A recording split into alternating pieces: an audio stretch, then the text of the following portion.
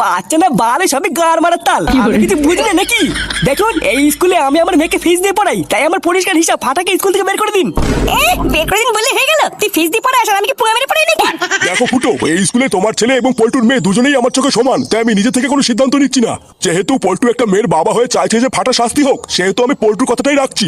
ফাটাকে আগামী 6 মাসের জন্য আমাদের স্কুল থেকে সাসপেন্ড করা হলো, ও যেন এই 6 মাস আর স্কুলে না আসে।